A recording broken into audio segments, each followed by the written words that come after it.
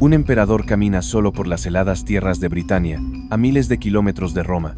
Ordena construir una muralla de más de 117 kilómetros que cambiará para siempre la estrategia del imperio más poderoso de la historia. Mientras sus legiones levantan piedra sobre piedra, sus enemigos en el Senado susurran traición. Esta es la historia de Adriano, el hombre que entendió algo que ningún emperador antes que él había comprendido. A veces la verdadera fuerza no está en conquistar más territorio, sino en proteger lo que ya tienes. Hoy descubrirás por qué este emperador fue llamado traidor por sus propios generales, cómo una simple muralla salvó a Roma de su colapso, y qué oscuros secretos personales escondía el hombre más poderoso del mundo conocido. Antes de continuar con esta historia, suscríbete al canal y déjanos en los comentarios desde qué parte del mundo nos estás viendo. Tu apoyo hace posible que sigamos trayéndote estas historias épicas cada semana. Año 117 después de Cristo. El emperador Trajano acaba de morir en Cilicia, en las costas de lo que hoy es Turquía. Su cuerpo aún está tibio cuando llega la noticia a Publio Helio Adriano. Eres el nuevo emperador de Roma. Pero hay un problema. Nadie sabe con certeza si Trajano realmente lo adoptó como sucesor, o si todo fue un engaño orquestado por Plotina, la esposa del emperador muerto. Los rumores corren como fuego por las calles de Roma. Algunos dicen que Plotina falsificó la adopción. Otros susurran que ella estaba enamorada del joven Adriano y manipuló todo desde las sombras. La verdad se ha perdido en el tiempo, pero lo que sí sabemos es esto. Adriano tenía 41 años, era brillante, culto, obsesionado con la cultura griega y absolutamente despiadado cuando la situación lo requería. 4 generales que podrían haberse opuesto a su ascenso al trono fueron ejecutados casi de inmediato. Adriano juró que él no había dado la orden, que el Senado actuó por su cuenta. Nadie le creyó, pero tampoco nadie se atrevió a desafiarlo. Así comenzó uno de los reinados más fascinantes y contradictorios de la historia romana. Adriano era un hombre de contradicciones. Amaba la paz pero comandaba el ejército más letal del mundo. Era un intelectual que pasaba horas debatiendo filosofía, pero también un estratega militar que entendía el lenguaje de la sangre y el acero. Mientras otros emperadores soñaban con conquistar más territorios, Adriano miraba el mapa del imperio y veía algo que todos ignoraban. Roma se estaba expandiendo demasiado rápido. Las fronteras eran imposibles de defender. Los bárbaros presionaban desde el norte. Los partos amenazaban desde el este. Las rebeliones estallaban en provincias que apenas habían sido conquistadas. Trajano, su predecesor, había expandido el imperio a su máxima extensión, pero Adriano entendió algo fundamental. Un imperio demasiado grande es un imperio débil. Su primera decisión como emperador escandalizó a Roma. Abandonó las conquistas de Trajano en Mesopotamia. Retiró las legiones de territorios que habían costado ríos de sangre romana. Los generales lo llamaron cobarde. Los senadores lo acusaron de traicionar la gloria de Roma. Pero Adriano no se inmutó. Él veía lo que otros no querían ver. Cada kilómetro conquistado era un kilómetro más que defender. Cada nueva provincia era una herida abierta que sangraba recursos, soldados y oro.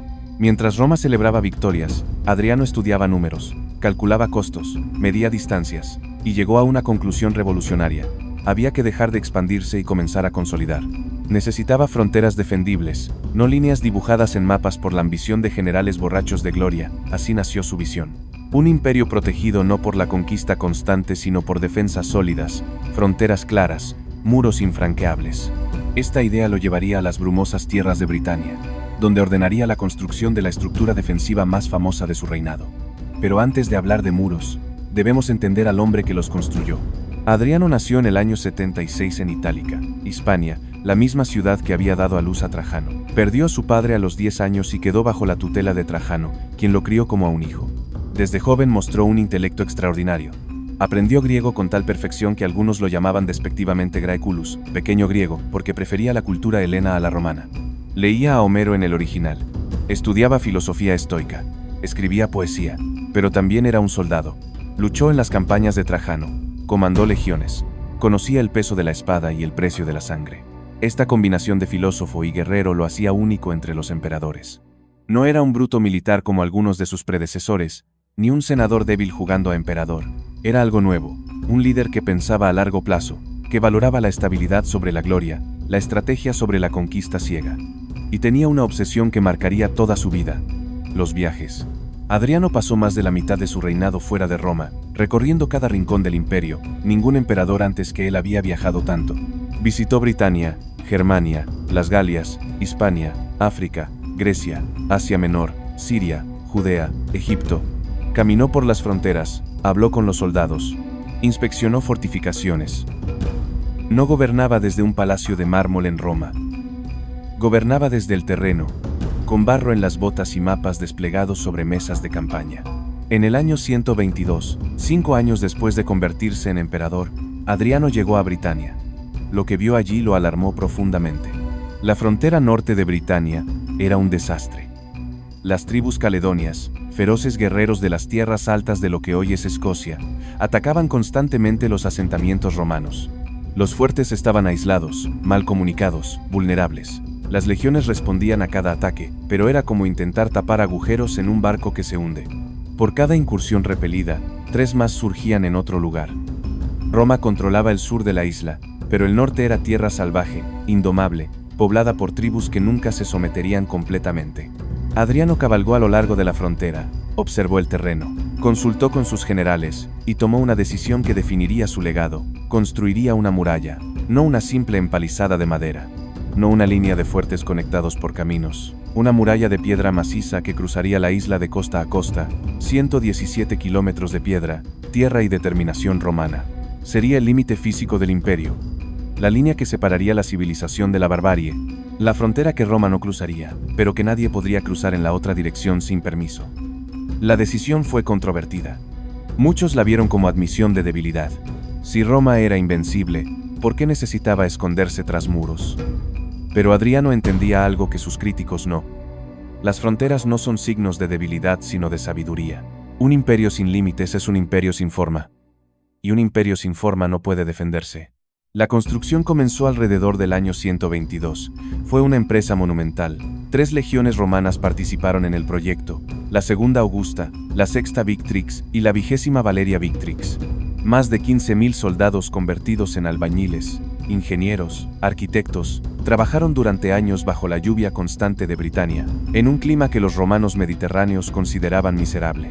Cortaron millones de bloques de piedra, excavaron zanjas profundas, levantaron muros de 4,5 metros de altura en algunos tramos. Construyeron un castillo o mille castel cada milla romana, es decir, aproximadamente cada 1.480 metros, entre cada castillo, 2 torres de vigilancia. A lo largo de toda la muralla, un camino militar que permitía el rápido desplazamiento de tropas. Y detrás de la muralla, 16 fuertes principales donde se alojaban las guarniciones permanentes. La muralla no era solo un muro, era un sistema defensivo completo.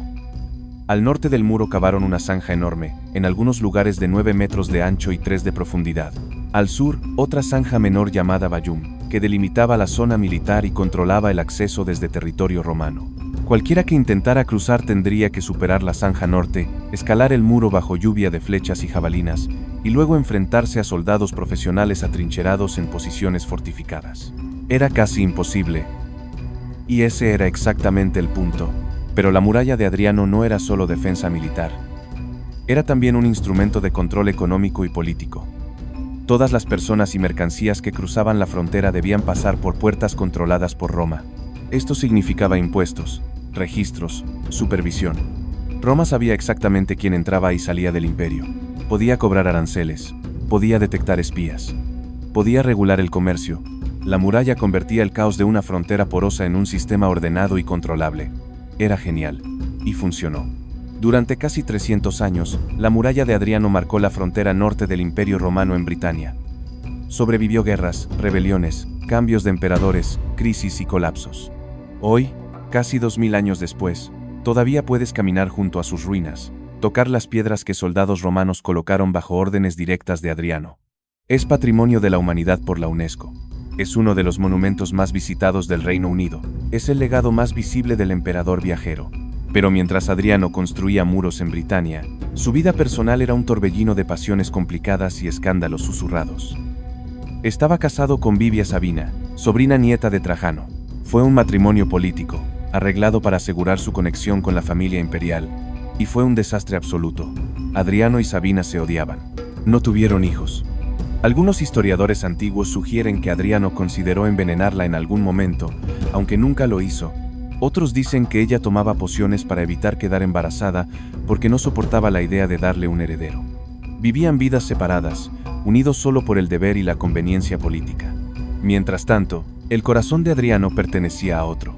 Antino era un joven griego de extraordinaria belleza. Adriano lo conoció durante uno de sus viajes por Asia Menor, cuando Antino era apenas un adolescente. El emperador, que ya rondaba los 50 años, quedó completamente fascinado. Lo convirtió en su compañero constante. Viajaban juntos, cazaban juntos.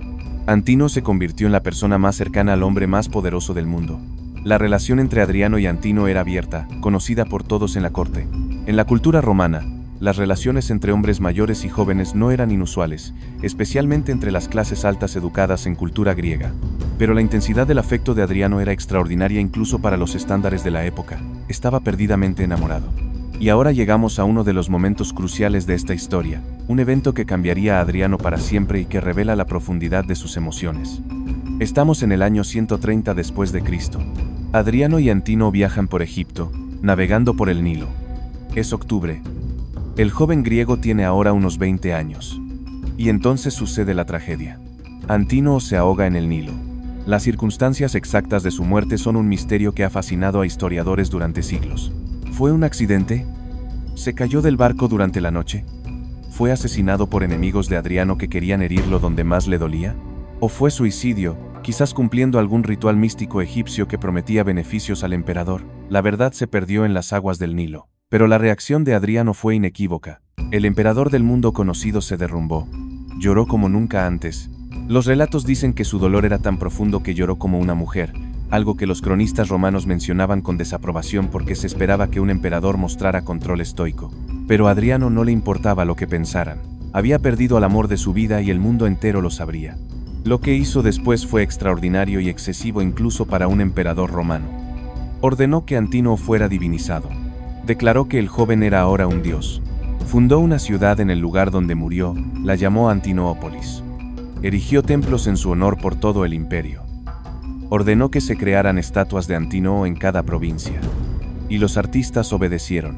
Se estima que se produjeron más imágenes de Antino que de cualquier otra figura del mundo antiguo, excepto los propios emperadores y los dioses principales. Hoy en día, los museos de todo el mundo están llenos de estatuas de Antino, como Dioniso, como Osiris, como Apolo. Siempre joven, siempre bello, inmortalizado en mármol por el dolor de un emperador, algunos lo consideraron un acto de amor extraordinario. Otros lo vieron como locura, una obsesión poco digna de un líder de Roma. Pero para Adriano era simple.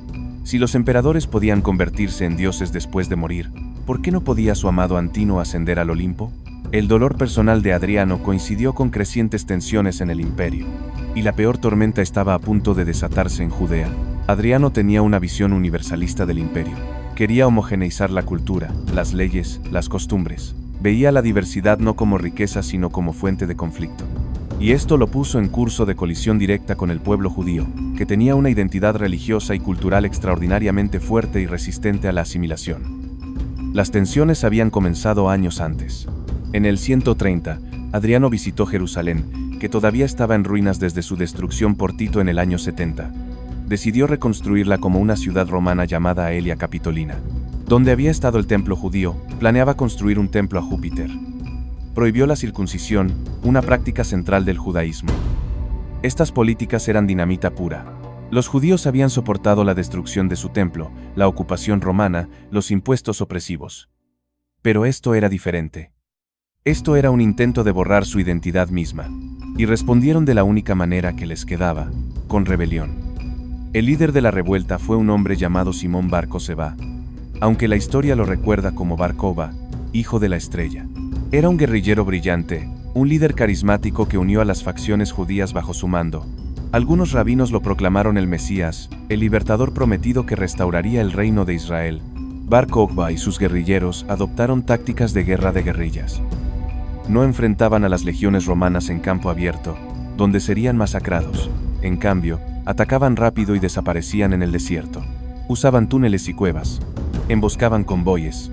Asesinaban colaboradores. Y tuvieron éxito inicial. Llegaron a controlar Jerusalén brevemente. Acuñaron monedas proclamando la libertad de Israel. Roma había sido expulsada de su propia provincia. Adriano respondió con furia. Envió a su mejor general, Julio Severo, quien estaba sofocando rebeliones en Britania. Severo llegó con legiones completas. Pero incluso él se dio cuenta de que no podía vencer a Bar Kokhba en batalla abierta en ese terreno, así que adoptó una estrategia brutal y metódica. No buscó batallas decisivas, en cambio, destruyó sistemáticamente cada aldea judía. Arrasó cultivos. Envenenó pozos. Quemó olivares. Convirtió Judea en un desierto. Los judíos lucharon con desesperación heroica. Resistieron durante 3 años y medio. Pero el peso del Imperio Romano era imparable. Una por una, sus fortalezas cayeron. Los guerrilleros fueron cazados en sus escondites. En el 135, la fortaleza final de Betar fue sitiada. Cuando cayó, Bar Kokhba murió en la batalla. Los romanos masacraron a los sobrevivientes. La represión que siguió fue genocida en su alcance. Los historiadores antiguos, probablemente exagerando pero transmitiendo la escala de la catástrofe, afirman que 585.000 judíos fueron asesinados. 50 fortalezas y 985 aldeas fueron destruidas. Judea dejó de existir como provincia. Adriano la renombró Siria-Palestina, deliberadamente usando el nombre de los antiguos enemigos de los judíos, los filisteos, para borrar incluso la memoria del pueblo que había osado desafiarlo. Jerusalén se convirtió en Aelia Capitolina. Se prohibió a los judíos entrar en la ciudad excepto un día al año para llorar junto a las ruinas de su templo.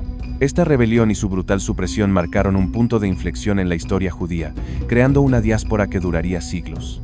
Para Adriano, fue una victoria amarga. Las pérdidas romanas habían sido tan graves que, según algunos relatos, cuando informó al Senado no usó la frase tradicional, «Yo y el ejército estamos bien».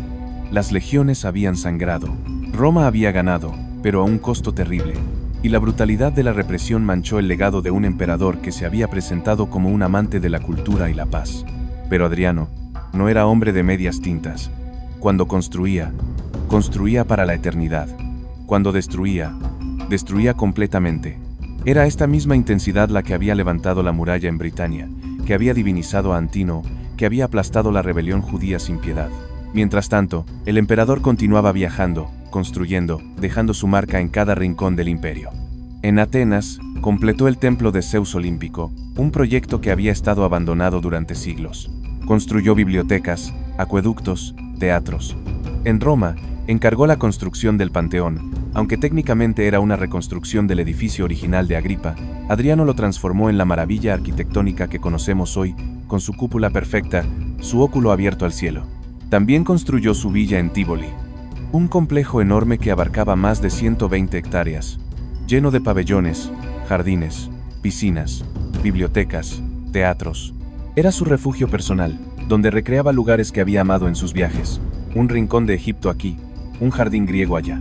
Era el mundo entero en miniatura, construido para el placer de un hombre que había visto más del mundo que cualquier otro de su tiempo. Pero los años pasaban y Adriano envejecía. Su salud comenzó a deteriorarse. Sufría de edemas, hinchazón dolorosa. Probablemente tenía problemas cardíacos. El dolor era constante y agotador. Y el emperador que había sido tan vital, tan enérgico, tan obsesionado con viajar y ver y hacer, ahora estaba confinado cada vez más a su villa, sufriendo. No tenía hijos, necesitaba un sucesor. Su primera elección fue Lucio Seionio Cómodo, a quien adoptó y renombró Lucio Helio César, pero Lucio murió apenas un año después, probablemente de tuberculosis. Adriano, ahora desesperado y enfermo, adoptó a Antonino Pío con la condición de que Antonino a su vez adoptara a 2 jóvenes. Marco Aurelio, que se convertiría en uno de los grandes emperadores filósofos, y Lucio Vero. Así Adriano aseguró la sucesión para 2 generaciones, su último acto de planificación a largo plazo. Los últimos años de Adriano fueron miserables. El dolor era insoportable. Los relatos dicen que intentó suicidarse varias veces, pero sus sirvientes le quitaban las armas y el veneno. Un emperador que había comandado legiones, que había levantado muros a través de continentes, que había sido amado y temido, ahora era un hombre viejo atrapado en un cuerpo que lo traicionaba, rogando por la muerte que no llegaba. Finalmente, en julio del año 138, en Bayas, cerca de Nápoles, Adriano murió. Tenía 62 años. Había gobernado durante 21 años. En su lecho de muerte, escribió un poema, uno de los pocos textos que sobreviven de su propia mano. Es breve, melancólico, extrañamente conmovedor. Dice así, traducido libremente: Almita mía, pequeña alma, compañera y huésped de mi cuerpo, ¿a qué lugares irás ahora, pálida, rígida, desnuda? Ya no harás las bromas de siempre. Es el lamento de un hombre que lo tuvo todo, el mundo entero a sus pies, y que al final se enfrenta a la misma oscuridad que espera a cualquier mortal. Antonino Pío lo sucedió sin problemas. El Senado, que había tenido una relación tensa con Adriano durante todo su reinado, inicialmente se resistió a divinizarlo, pero Antonino insistió, amenazando con renunciar si no honraban a su padre adoptivo. El Senado cedió. Adriano fue declarado divino.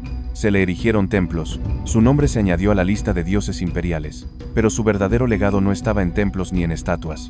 Estaba en piedra y tierra, extendido a través de paisajes que había caminado personalmente. La muralla de Adriano se mantuvo como frontera del imperio durante casi 300 años. Fue abandonada finalmente cuando las legiones romanas se retiraron de Britania a principios del siglo V, cuando el propio imperio de Occidente se desmoronaba. Pero incluso después de que cayera Roma, la muralla permaneció. Los locales la usaban como cantera, llevándose piedras para construir iglesias, granjas, casas. Aún así, sobrevivió. Hoy puedes caminar a lo largo de kilómetros de la muralla. Puedes ver los fuertes, las torres, los milecastels. Puedes tocar las piedras que soldados romanos, hace casi 2000 años, colocaron bajo la lluvia de Britania, siguiendo órdenes de un emperador que creía que las fronteras eran más importantes que las conquistas.